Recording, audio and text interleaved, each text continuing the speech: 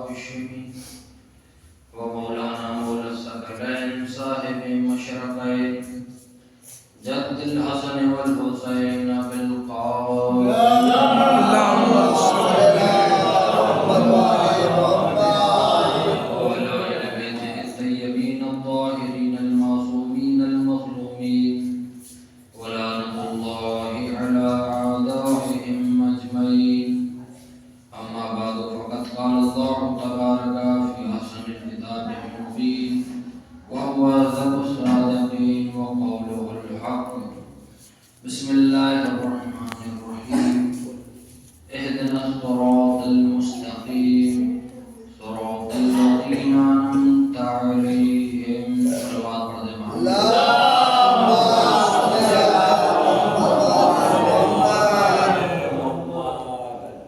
سامعین، مولا حسین کی ماتم دارو، آج خمسہ مجالس کی چوتھی مجلس ہے اور کل خمسے کی آخری مجلس ہے. ہم نے اپنے خلوص کے ساتھ جتنا ہوا ہم سے جیسا ہوا ہم نے مجلسیں کی. باقی قبول کرنا شہزادی کے ہاتھ میں ہے.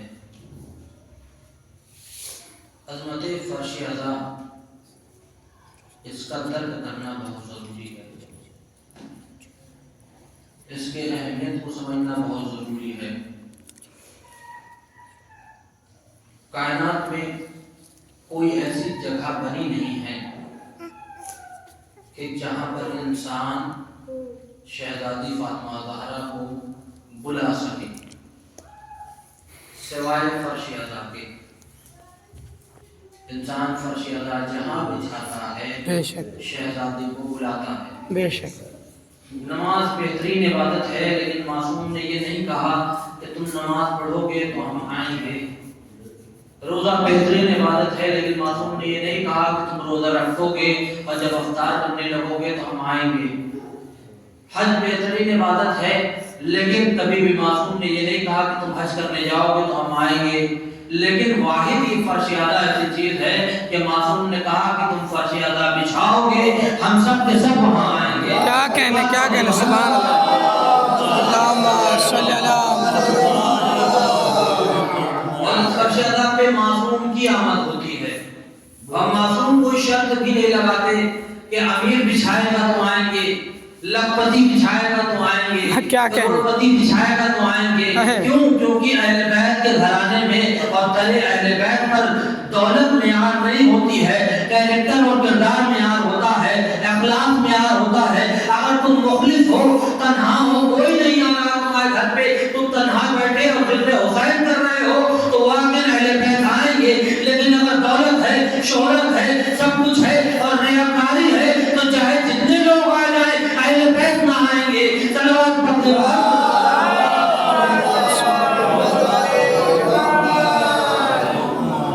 اب فرش اعضا بچھائی گئی. میں نے یہاں سے دعا کیا. اچھا آمین کون کہے گا؟ جتنے لوگ دعا میں شریک ہوں گے وہ سب آمین کہیں گے، سب آمین کہیں گے. اور جیسا کہ میں نے پچھلی مجلس میں عرض کیا تھا کہ سب سے بخیل شخص وہ ہے کہ جب ایک بندہ مومن دعا کرے اور وہ اس کی دعا پہ آمین بھی نہ کرے. اس سے بڑا بخیل کون ہے؟ جب پوچھا کہ مولا ایسا کیوں؟ اس نے آمین ضرور نہیں کہا مانگا اس نے ہے، دینا اسے ہے، یہ آمین بھی نہ کہے بخیل نہیں تو کیا ہے؟ اگر یہ آمین بھی نہ کہے. بعض لوگ ایسے ہوتے ہیں کہ وہ آتے ہیں اور آنے کے بعد منہ پہ ذاکر اپنا کلیجہ نکال کے رکھتے ہیں، مزہ ہے کہ آواز نکل جائے، چاہے جتنی بڑی بات بیان کر دے بس وہ ریئیکشن ایسا ہے. یہ کیفیت ہوتی ہے. تو میں عرض یہ کر رہا تھا کہ اگر دعا میں آ کر ان کے بارہ الہ انفت کی عبادت کو قبول فرما، بارہ الہ جو بھی بانیان مجلس ہیں ان کی تمام مشکلات کو حل فرما. تو یہاں جو بھی شریک ہیں وہ آمین کہیں گے. اور ہمارا عقیدہ یہ ہے پورے مذہب تشیع کا کہ جب بھی مجلس کا فرش بچتا ہے تو ایک بیوی آ جاتی ہے، چار معصومین آ جاتے ہیں، اور جب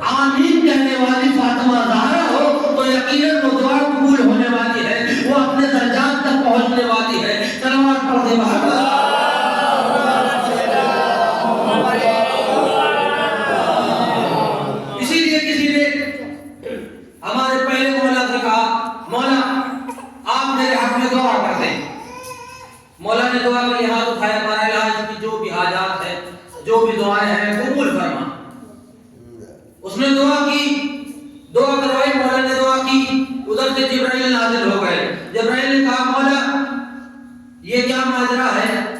میں نے جب عرش سے دیکھا فرش پر تو میں نے یہ پایا کہ آپ دعا کر رہے ہیں، اور جب میں نے فرش سے عرش پہ دیکھا تو میں نے دیکھا کہ آپ اسی چیز کے لیے حکم دے رہے ہیں۔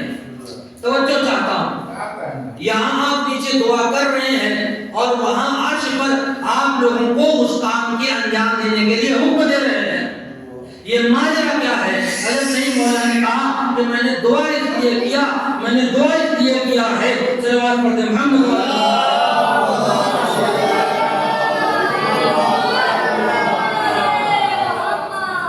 مولا آپ نیچے دعا کر رہے ہیں اور عرش پہ آپ اس دعا کی قبولیت کے لیے حکم دے رہے ہیں۔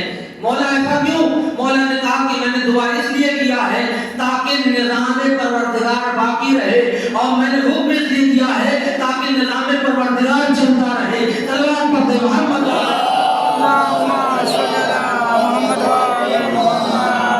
ہم نے ان 14 کو اپنی مرضی سے نہیں مانا ہے، اس نے بنوایا ہے اس لیے ہم نے مانا ہے۔ قرآن میں قدم قدم پر خدا نے ان کی معرفت کروائی ہے، ان کا تعارف کروایا ہے۔ اگر اس نے تعارف نہ کروایا ہوتا تو ہم نہ مانتے۔ کیوں؟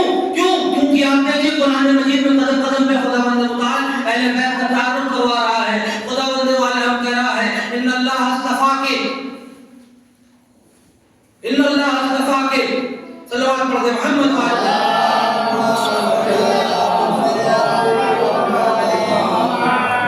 ان اللہ اصطفیٰ آدم و نوح و آل ابراہیم و آل عمران۔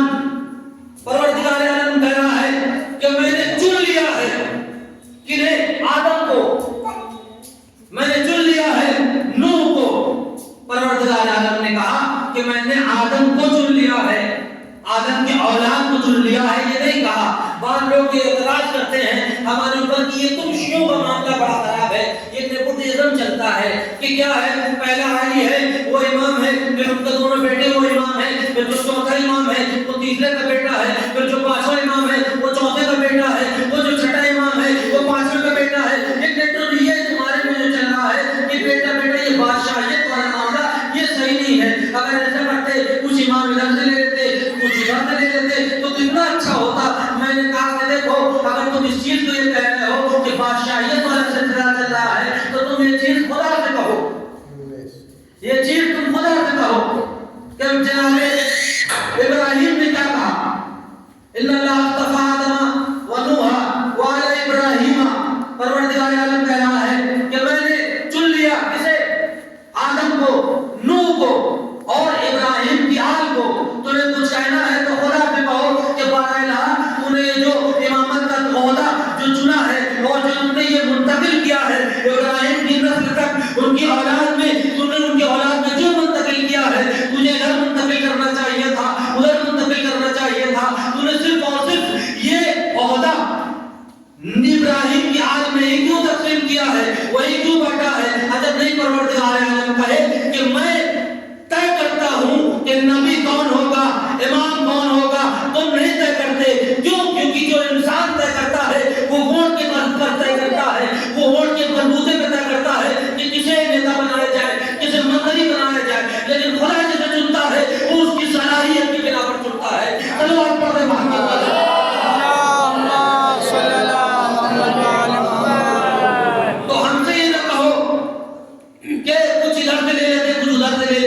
اگر سمجھانا ہے تو رسول کو سمجھاؤ کہ جب خدا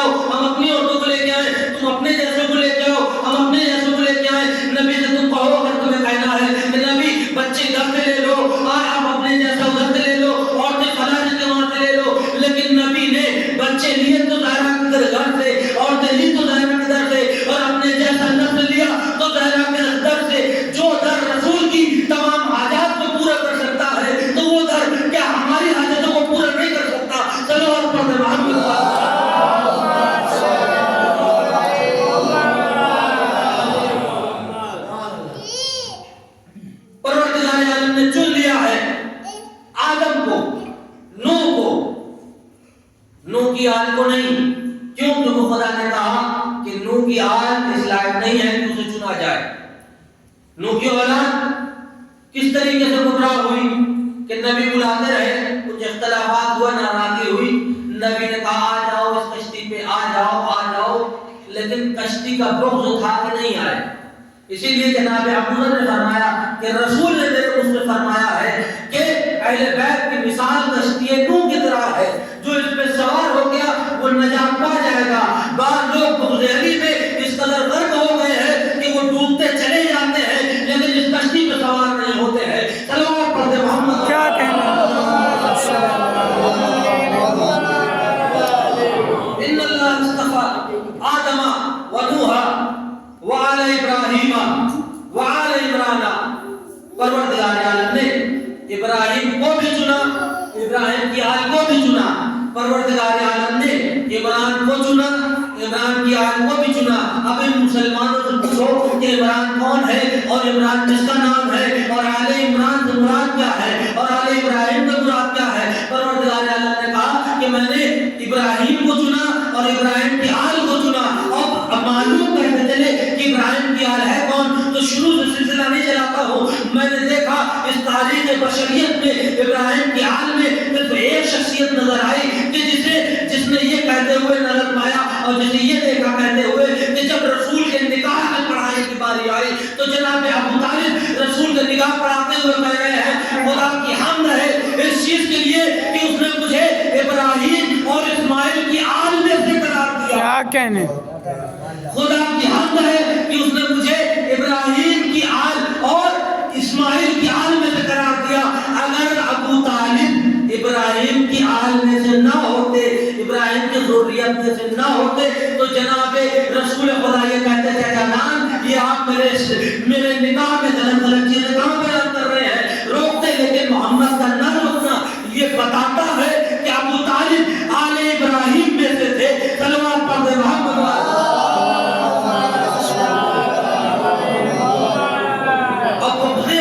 علی میں اور بغض ابو طالب میں مولا کا مقدر اس طریقے سے پھوٹا کہ ممبر پہ تو ابو طالب کو کافر کہتا ہے لیکن جب درود بھیجتا ہے تو کہتا کما صلیتا وبارک علی ابراہیم وآل ابراہیم وآل ابراہیم، یعنی ممبر پر لعنت بھیج رہا ہے لیکن درود میں ابو طالب پر صلوات بھیج رہا ہے۔ کیا کہنا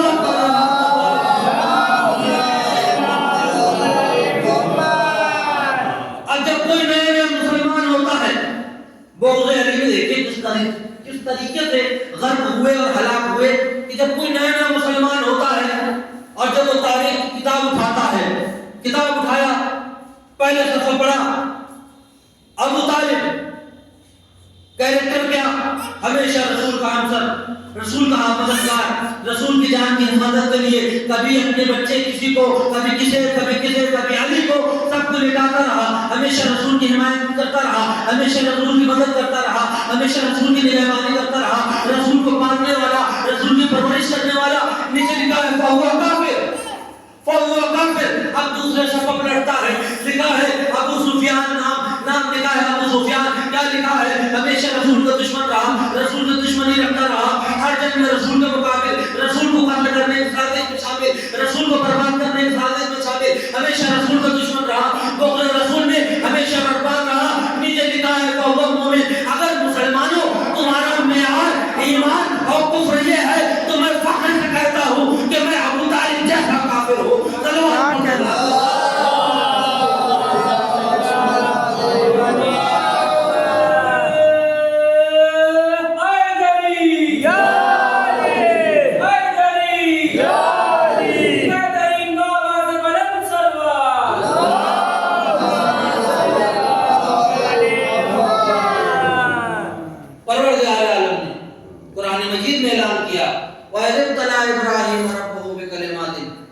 کہ جب ابراہیم کے رب نے ابراہیم کا امتحان کیا اور انہوں نے 100% کامیابی حاصل کی تو کہا کہ اے ابراہیم میں تمہیں لوگوں کا امام بناتا ہوں، اے ابراہیم میں تمہیں لوگوں کا امام بناتا ہوں۔ معلوم ہوا کہ جب انسان کامیاب ہوتا ہے تو اسے بڑا عہدہ ملتا ہے، اور پروردگار عالم کا یہ کہنا کہ ابراہیم میں تمہیں لوگوں کا امام بناتا ہوں، معلوم ہوا نبوت سے بڑھ کر کوئی عہدہ ہے تو وہ عہدہ امام امامت ہے. عہدہ امامت نبوت سے بلند ہے سوائے ختم مرتبہ کی نبوت کے. تمام کے تمام انبیاء سے یہ امام افضل ہے اور ان کا عہدہ افضل ہے. یہ امام افضل ہے اور ان کا عہدہ افضل ہے. اور یہ عہدہ ایسے ہی نہیں ملا ہے بلکہ قربانیاں پیش کرنی پڑی ہے تب یہ ملا ہے. اب جناب ابراہیم نے کہا کہ قالا وہ من ذریتی، کیا یہ عہدہ امامت میری ذریت تک جائے گا؟ خدا نے کہا کہ یہ عہدہ امامت ذریت تک جائے گا لیکن ظالمین تک نہیں جائے گا. اس لیے دیکھیے کہ جو ظالمین تھے بادشاہ تو بنے لیکن امام نہ بنے.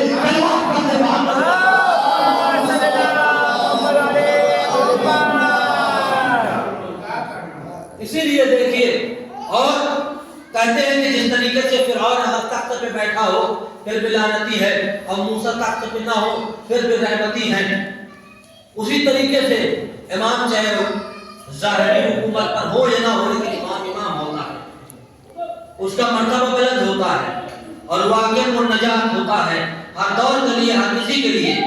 اور کہتے ہیں کہ اس کے علی معراج ہے مومن کی. اور تاریخ بتاتی ہے کہ جب رسول کو معراج ہوئی اور رسول گئے معراج پر تو رسول نے ملاقات کیا. اس کے بعد جب تمام کے تمام انبیاء نے اقرار کیا کہ یا رسول اللہ آپ نماز پڑھائے، آپ نماز پڑھائے، تو آپ نے آواز دیا کہ کہاں ہے عیسیٰ ابن مریم؟ عیسیٰ ابن مریم کو بلایا جائے. عیسیٰ ابن مریم آئے اور ان سے اذان دلوائی گئی. عیسیٰ ابن مریم نے کہا اللہ اکبر، میں کہا اشہد ان لا الہ الا اللہ، میں کہا اشہد ان محمد رسول اللہ. اب اس کے بعد تاریخ بتاتی ہے کہ جناب عیسیٰ خاموش ہو گئے اور خاموش ہونے کے بعد کہا یا رسول اللہ آپ روح زمین پر اپنا خلیفہ کسے بنا کے آئے ہیں؟ حضرت رسول اسلام نے کہا کہ اے عیسیٰ جس کی ولایت کے اعتراض سے تمہیں اور مجھے نبوت ملی ہے میں نے اسے خلیفہ اپنا بنایا ہے. معلوم ہوا کہ آدم نہیں ہے جب تک علی کی ولایت کا اقرار نہ کرے. کیا کہنے عیسیٰ علی کی ولایت کا اقرار نہ کرے سبحان اللہ نہیں ہے. جب تک نوح علی کی ولایت کا اقرار نہ کرے نوح نہیں ہے. جب تک ادریس علی کی ولایت کا اقرار نہ کرے ادریس نہیں ہے. جب تک یعقوب علی کی ولایت کا اقرار نہ کرے یعقوب نبی نہیں ہے. جب تک موسیٰ علی کی ولایت کا اقرار نہ کرے موسیٰ نہیں ہے. جب یہ تمام نبی بغیر ولایت علی کے نبی نہیں بن سکتے تو تم مسلمانوں بغیر ولایت علی کے جنتی کیسے بنو گے؟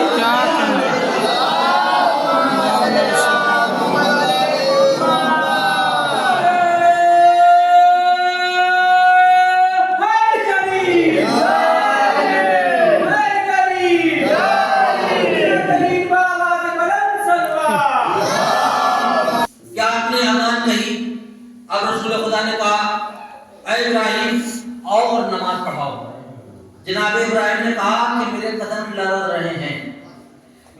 لرز رہے ہیں اگر میں نے ایک قدم بھی آپ کے آگے بڑھایا تو میرے اعمال حق کر لیے جائیں گے. بھائی توجہ چاہتا ہوں، حق اور ضبط دو چیز ہیں. غور سے سنیے اور بات پسند آ جائے تو اپنی آواز کو میری آواز کے ساتھ ملا دیجیے گا. ایک چیز ہوتی ہے ضبط، ایک چیز ہوتی ہے حق. سونا ضبط کیا جاتا ہے، چرس افیون ضبط کی جاتی ہے. مطلب کیا؟ مطلب یہ کہ جو چیز ضبط کی جائے وہ کسی اور کے استعمال میں آ سکتی ہے. آپ کے گاڑی کا کاغذ ختم ہو گیا تھا پولیس نے ضبط کر لیا، آپ ایمانداری سے بتائیے کہ کسی اور کے کام میں آ سکتی ہے کہ نہیں؟ بالکل آ سکتی ہے. لیکن جو چیز حق ہو جائے وہ کسی کے کام میں نہیں آتی. حق یعنی کہ جلا دینا. اور جناب ابراہیم نے کہا کہ اگر میں نے ذرہ برابر قدم آگے بڑھائے تو میرے اعمال حق کر لیے جائیں گے، اعمال بڑھا دیے جائیں گے. معلوم ہوا کہ جو کوئی بھی اگر نبی سے آگے اپنے قدم کو بڑھائے تو اس کے اعمال ضبط ہو جاتے ہیں. اور ہمارے وہاں ایک قانون ہے، بعض جو یہ کہتے ہیں کہ فلاں نے نبی کو نماز پڑھائی تھی، فلاں نے نبی کو نماز پڑھائی تھی. تو ہمارے وہاں آپ ابھی اٹھائیے احکام امام کیا ہے کہ جو جماعت پڑھائے گا اس میں پہلی شرط یہ ہے کہ نماز پڑھانے والا عالم ہو. جاہل نماز نہیں پڑھا سکتا، نماز پڑھانے والا عادل اور عالم ہونا چاہیے. یہ کیسے ہو سکتا ہے کہ جو شہر علم ہو وہ پیچھے ہو اور جاہل نماز پڑھا رہا ہو؟ یہ کیسے ہو سکتا ہے کہ پیچھے ہو اور جاہل نماز پڑھا رہا ہو. پھر دوسری شرط بتائی گئی کہ شیعہ ہو. معلوم ہوا کہ جو ولایت کا منکر ہو وہ امام نہیں بن سکتا ہے. اور تیسری شرط بڑی عمدہ شرط ہے کہ حلال زیادہ ہو. معلوم ہوا کہ اگر حلال زیادہ پھر وہ مسجد کا امام بن سکتا ہے. اگر حلال زیادہ نہ ہو تو مسجد کا بھی امام نہیں بن سکتا ہے. اب معلوم کیسے ہو کہ حلالی کون ہے اور غیر حلالی کون ہے؟ کہا کہ بہت آسان طریقہ ہے یہ چیز معلوم کرنے کا. کہا کیسے معلوم ہو؟ کہا مسلمانوں کے دوسرے خلیفہ نے یہ بتایا کہ دور رسول خدا میں جب ہمیں معلوم کرنا ہوتا تھا کہ کون حلالی ہے کون حلالی نہیں ہے تو ہم علی کا نام لے لیتے تھے. کیا کہنے کیا کہنے کیا کہنے کیا کہنے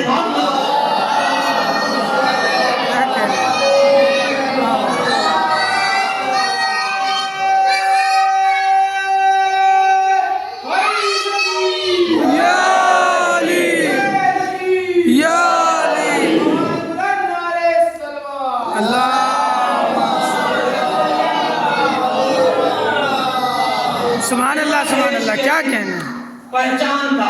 اور آج تک یہ پہچان کرواتا ہے ہر ایک قدم پر. اور جب کوئی بچہ نعرہ لگائے تو خوش ہوا کریے. کیوں؟ کیونکہ جو چیز بالغ ہونے کے بعد واجب ہو اسے شریعت کہتے ہیں اور جو چیز واجب ہو اسے ولایت کہتے ہیں. سبحان اللہ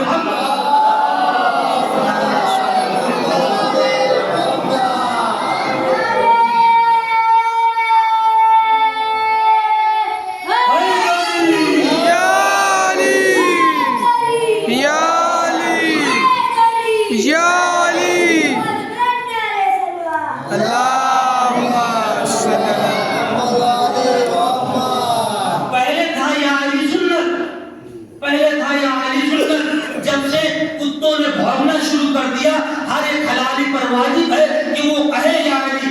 آپ کو میں ایک وضاحت کرتا چلوں. جو ہم مرغی کھاتے ہیں یہ مرغی کھانا واجب نہیں ہے. یعنی اگر ہم مرغی نہ بنائیں نہ کھائیں تو کوئی گناہ نہیں کر رہے ہیں.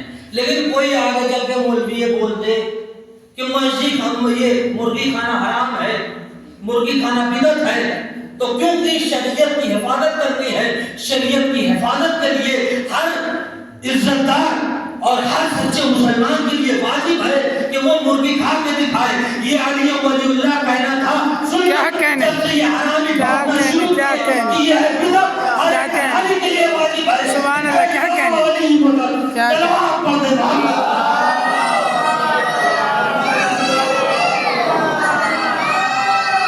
سبحان اللہ کیا کہنے. یہ ذات بڑی بلند ہے.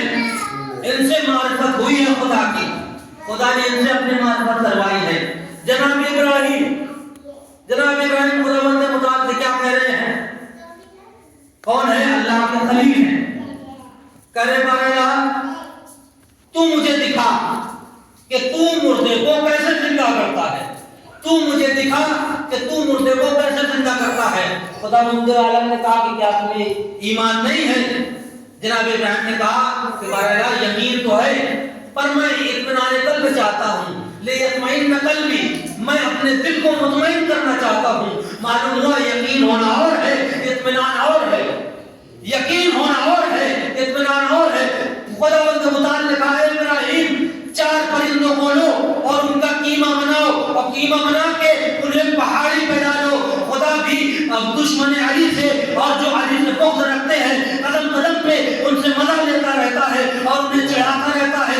نہ جانے کیوں جب پہاڑی کا نام آتا ہے کتنوں کو اپنے پیروں کی یاد آ جاتی ہے. جب بھی پہاڑی کا نام آتا ہے نہ جانے کتنوں کو اپنے پیروں کی یاد آ جاتی ہے. خدا نے کہا کہ اسے پہاڑ پہ رکھو. بارہ تو چاہتا تو بول دیتا یہ صندوق میں رکھو. تو چاہتا تو بول دیتا کہ تم اسے فلاں جگہ رکھو کمرے میں رکھو. پہاڑ پر ہی کیوں رکھوایا؟ خدا نے پہاڑ پر رکھوایا. اور جناب ابراہیم نے جو ایک چھوٹے نبی ہیں جناب ابراہیم نے ان پرندوں کو آواز دیا. پرندے مر چکے تھے ٹکڑوں میں تقسیم ہو چکے تھے لیکن ان پرندوں کو معلوم تھا بے حیا نہیں تھے غیرت مند تھے کہ جب نبی بلائے کیا کہنے سبحان اللہ سبحان اللہ کیا کہنے سبحان اللہ کیا کہنے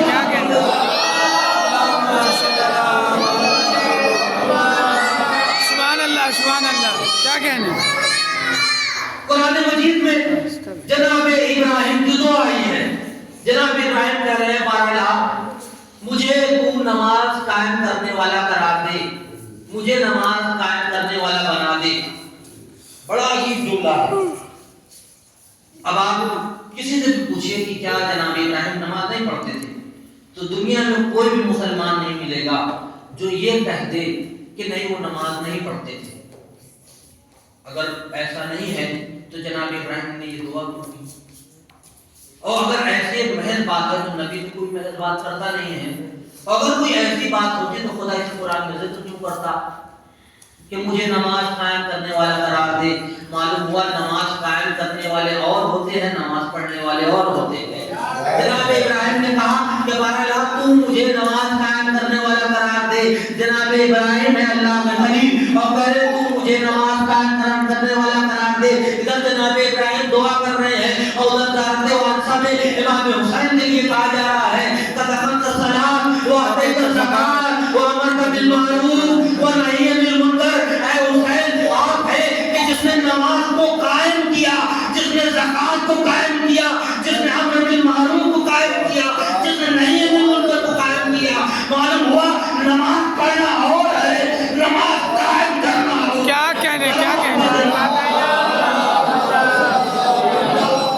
کہنے بابا سبحان اللہ. جناب ابراہیم کہہ رہے ہیں کہ میں اطمینان قلب چاہتا ہوں, مطمئن نہیں ہے. جناب ابراہیم اطمینان قلب چاہ رہے ہیں, لیکن خداوند متعال قرآن مجید میں کہہ رہا ہے نفس مطمئنہ. معلوم ہوا کہ جو اطمینان قلب چاہے اسے ابراہیم کہتے ہیں, اور اس کے خدا نفس مطمئنہ کہے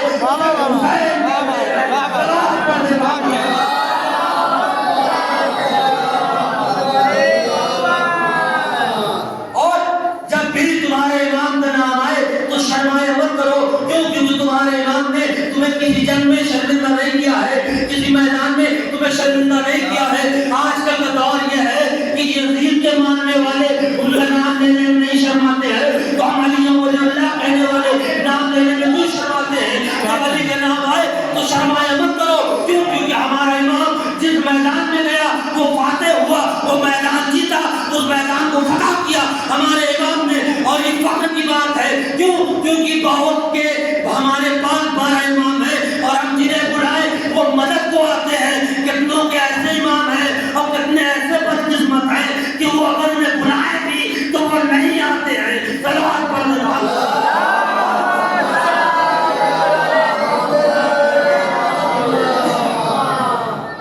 اور یہودیوں نے عیسائیوں پہ طنز کسا تو روزے محشر روز قیامت خدا امت کو اس کے باپ کے ساتھ اٹھائے گا. اب یہ طنز کسنا تھا, اس کا مقصود یہ تھا کیونکہ جناب عیسیٰ کا کوئی باپ تھا نہیں. اب جب نبی نے اٹھے گا تو امت کہاں سے اٹھے گی؟ اب جب انہیں کچھ جواب نہ ملا عیسائیوں کو تو انہوں نے کہا نہیں, خدا روز قیامت لوگوں کو ان کی ماں کے ساتھ اٹھائے گا. اب ان دونوں میں اختلاف چلتا رہا, یہاں تک کہ یہ اختلاف آ گیا نبی کے دور میں اور یہ پہنچ گئے یہودی اور عیسائی اور کہا کہ یہ کہتے ہیں کہ خدا روز قیامت لوگوں کو ان کے باپ کے ساتھ اٹھائے گا. یہ کہتے ہیں کہ خدا روز قیامت انہیں لوگوں کو ان کی ماں کے ساتھ اٹھائے گا. آپ بتائیں کہ خدا روز قیامت باپ کے ساتھ اٹھائے گا یا ماں کے ساتھ اٹھائے گا؟ نبی نے کہا کہ میں کچھ بولتا نہیں ہوں مگر یہ کہ جو وحی الہی ہوگا, جو خدا بتائے گا میں وہ بتاؤں گا. جبرائیل آ گئے اور ہم نے بات کہا اے رسول ان سے کہہ دو کہ خدا نہ ماں کے ساتھ اٹھائے گا نہ باپ کے ساتھ اٹھائے گا, ہر امت کو خدا اس کے ایمان کے ساتھ اٹھائے گا.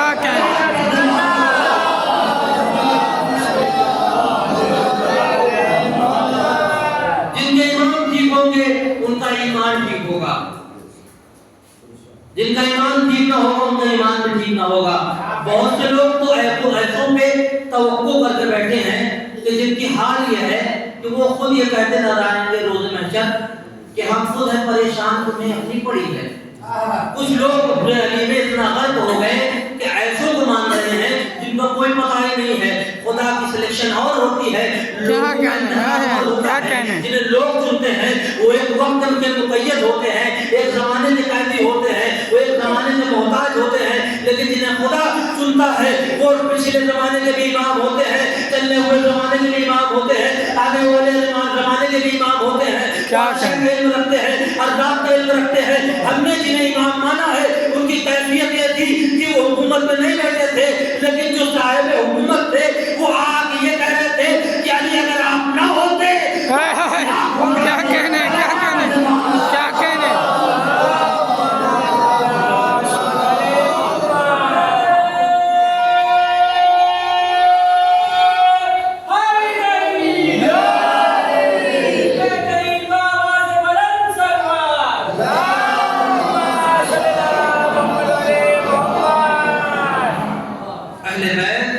ہدایت ہے زمانے کے لیے.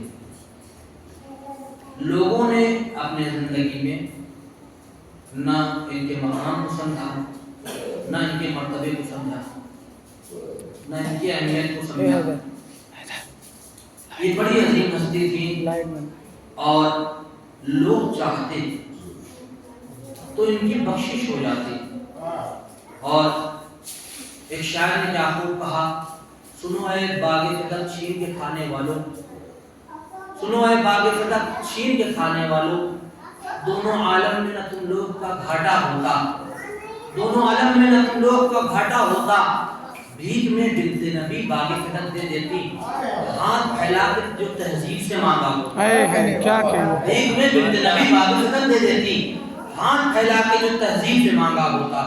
کہتے ہیں کہ حق دو طریقے کے ہوتے ہیں, ایک ہوتا ہے حق اللہ اور ایک ہوتا ہے حق العباد. حق اللہ کے سلسلے میں یہ بتایا جاتا ہے, یہ اعتقاد ہے, ہمارا یہ ماننا ہے کہ خدا جسے چاہے روز محشر اس پہ اپنا حق معاف کر سکتا ہے. خدا کی اپنی مرضی ہے اور وہ رحمان ہے, وہ چاہے تو اپنا حق معاف کر سکتا ہے. یعنی اگر کسی نے اپنے رہتے زندگی میں نماز نہ پڑھی ہو, روزہ نہ رکھا ہو, کسی وجہ سے چھوڑ دیا ہو, تو خدا اگر چاہے تو اسے معاف کر دے گا. لیکن حق العباد کیا ہے؟ حق العباد کے بارے میں خدا معاف نہیں کرے گا. اب حق العباد معلوم کیسے ہو؟ تو سلام میں ہم کیا کہتے ہیں, السلام علیکم. حق العباد اشہد ان لا الہ الا اللہ وحدہ لا شریک لہ واشہد ان محمدًا عبدہ ورسولہ. معلوم ہوا کہ جس کے حق کے بارے میں خدا یہ کہہ رہا ہے کہ میں اپنے خاص بندوں کا حق معاف نہیں کروں گا, میں اپنے بندوں کا حق معاف نہیں کروں گا, تو معلوم ہوا کہ یہاں پہ حق رسول کی اور حق اہل بیت کی بات ہو رہی ہے. اگر تم نے خدا کے حق میں کوتاہی کی ہے تو خدا معاف کر سکتا ہے, وہ رحمت للعالمین ہے, وہ رحمان ہے, وہ رحیم ہے. اگر تم نے اہل بیت کے حق میں کوتاہی کی ہے تو خدا معاف کرنے والا نہیں. لیکن مسلمانوں نے سے وہ کوتاہی نہیں کی.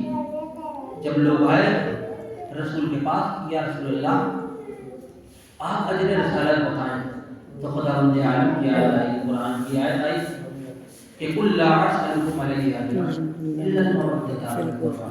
کہ اے رسول اللہ, میں کچھ نہیں چاہتا مگر یہ کہ میرے اہل بیت سے مودت اختیار کریں. مسلمان کو چاہیے یہ تھا کہ بعد رسول اہل بیت کی قدموں کی خاک کو اپنے سر کا تاج سمجھتے, لیکن مسلمان اس طریقے سے تبدیل ہوا, مسلمان اس طریقے سے بدلا کہ ابھی رسول کی وفات کو کچھ روز ہی گزرے تھے کہ بطول کے گھر سے آپ کی روشنی آتی نظر آئی. لوگوں نے یہ بولا کہ فاطمہ کو معلوم نہیں ہے کہ اگر کسی کے گھر میں وفات ہو جائے تو 3 روز تک کھانا نہیں بنایا جاتا ہے. عجب نہیں لوگوں کو جب بعد میں خبر ہوئی کہ فاطمہ کا دروازہ جلایا گیا تھا.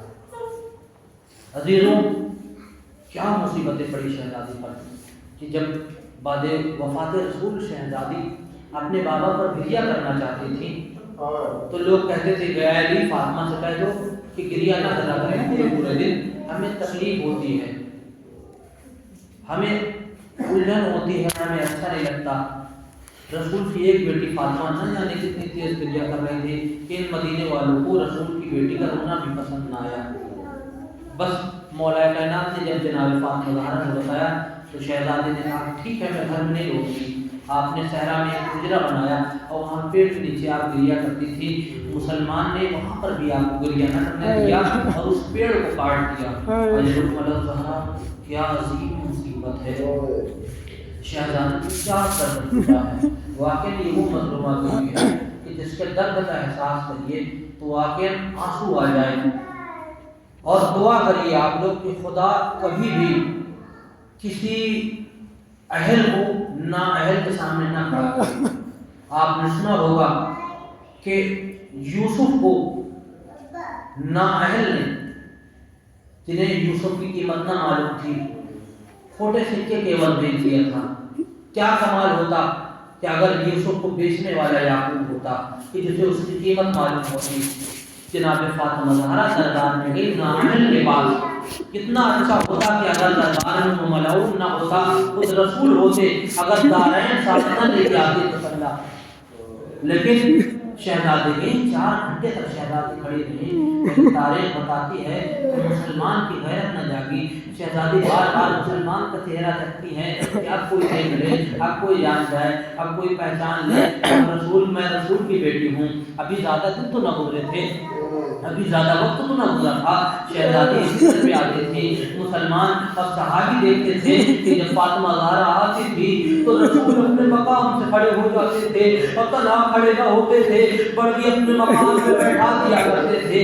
یہ فاطمہ وہ ہے کہ جس کے قلب پر خدا کہہ رہا ہے رسول میں نے تمہارے قلب پر قرآن نازل کیا ہے, اور رسول کہہ رہے ہیں کہ فاطمہ میرا قلب ہے. یعنی رسول بتانا چاہتے ہیں کہ فاطمہ قرآن ہے اور یہ قرآن نازل ہے. مسلمانوں اس کا احترام کرنا, ویسے جیسا قرآن کا احترام کرتے ہو, لیکن مسلمان نے قرآن کا احترام نہ کیا, اس فاطمہ کا احترام نہ کیا, بلکہ جھٹکا ہوا دروازہ فاطمہ کے اوپر گرا دیا, پتلیاں ٹوٹ گئی. حضرت عمر ایک لا کر بیان کر رہے تھے مجلس میں کہ فاطمہ کے اوپر جلتا ہوا دروازہ گرا, کیل گھسی. فاطمہ زہرا دروازے درو دیوار کے درمیان رہی. مسلمان اس کے اوپر سے گزر گئے, فاطمہ کی پتلیاں ٹوٹ گئی. مجلس ختم ہوئی. وہ بیان کرتے ہیں کہ میں نے دیکھا کہ ایک شخص ہے جو بیٹھا بہت گریا کر رہا ہے, بہت رو رہا ہے, بہت گریا کر رہا ہے. میں نے کہا کیا ہوا, کسی کی بات یاد آ گئی, کوئی جملہ برا لگ گیا. کہا نہیں, آخر رونے کی سبب کیا ہے,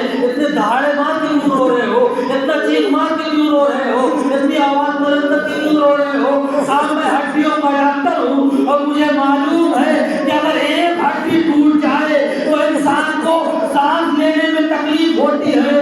ہڈی ٹوٹنے کے بعد, پتلیاں ٹوٹنے کے بعد 75 سے 95 دن فاطمہ نے کتنے کیسے گزارے ہوں گے, کیسے برداشت کیے ہوں گے کہ علی کو خبر ہونے نہ دیا. اسی لیے جب امام علی جناب فاطمہ زہرا کو گزرنے دے رہے تھے تو چیخ مار کے روئے. جناب سلمان نے وجہ پوچھی تو کہا سلمان فاطمہ کی پتلیاں ٹوٹ گئی تھی لیکن فاطمہ نے مجھے معلوم ہونے نہ دیا. انا للہ و انا الیہ راجعون. رضم بقضائہ و تسلیما لامرہ. بارگاہ جو واسطہ ہے محمد و آل محمد کا سب کی اس خلیل کی عبادت کو قبول فرما. بارگاہ جو واسطہ محمد و آل محمد کا جہاں جہاں